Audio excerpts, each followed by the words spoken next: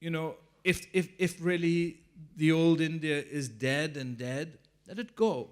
I don't want to be some kind of poster boy. I don't think anyone else should be.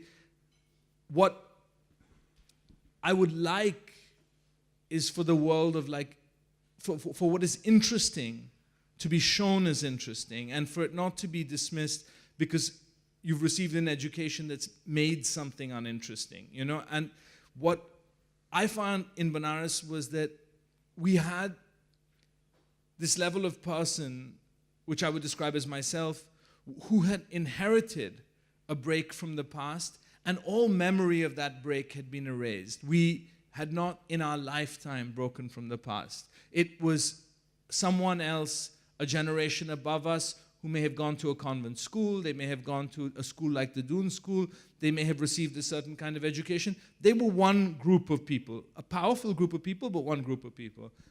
Then there were people like Shastri at the end, for whom the world of tradition was so unbroken that I had to use Kalyug as a synonym for modernity, because he didn't know what modernity was.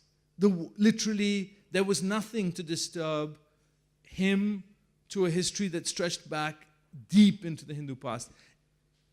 In the middle were many, many more people to whom what had happened to me was happening in cruder ways. That they were people, they were no longer receiving the influence of like British education and things, but they were being acted on very powerfully by the West, and they were losing culture, and they were feeling the pain of losing culture, and they were channeling the pain of losing culture into a politics of revival, into a politics of trying to bring things back. Because it is an act of desperation. You don't know what to do when you're dealing with this like very, very powerful force that doesn't require you to go to that other country to be changed. In your own place, in a small town in India, you're like suddenly like find yourself bereft of what your parents had and of a sense of self on a very basic level. So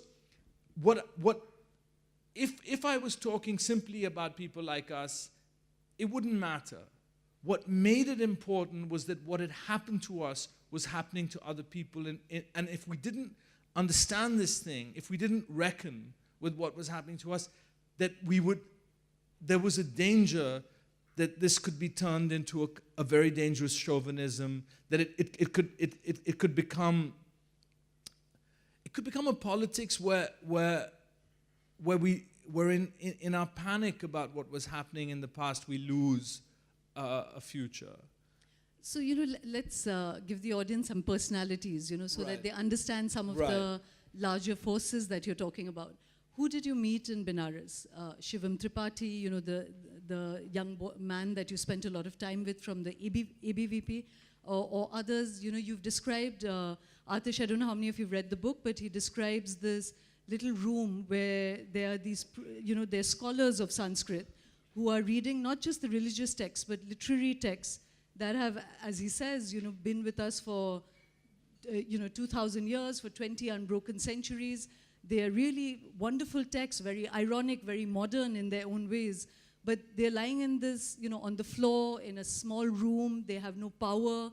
And people are spending their time studying this, engaging with this culture, and knowing that they have no future. So basically what Aatish is talking about is going empty-handed into modernity, like equating modernity only with the idea of westernization. And where does that leave societies? Out of that conflict arises some of what we are seeing now, the Hindutva project, which when you're talking about our desire to revive our cultures or renaissance or to a resurgence of our cultural histories, it can get very easily mutilated. I don't know how many of you are familiar with, say, the education minister of state in this regime, who's been talking about how Darwin's theory must be removed from school textbooks, because he said, "Hamare nana nani to kabhi iske bare mein baat nahi kiya hai. They've not gone to the jungle and ever seen an ape turn into a man. So we must remove this Darwin's theory from our school textbooks."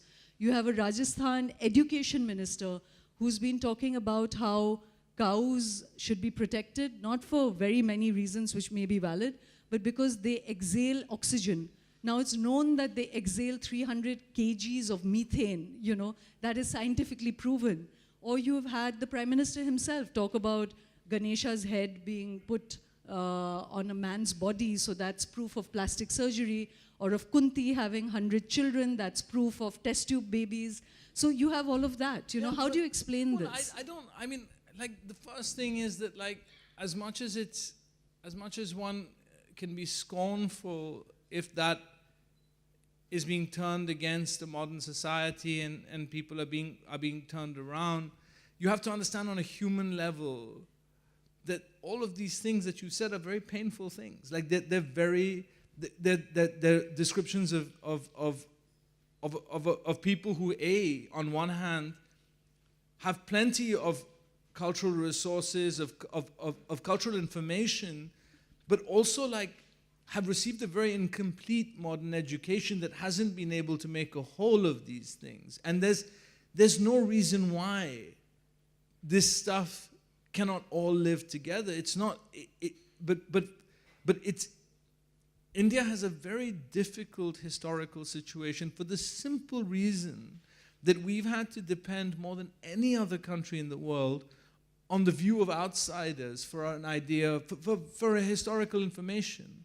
And so that the violence of being seen through other eyes is something very, I mean, it was something that tore Russia apart in the 19th century for much lesser reasons. It's a very corrosive force, because you come back to the question, what is ours? How do we assert what is ours? We don't want to reject this other world, but we don't want to be like left where we're taking every cue of social reform, of technological reform, of medical reform from another society, because there's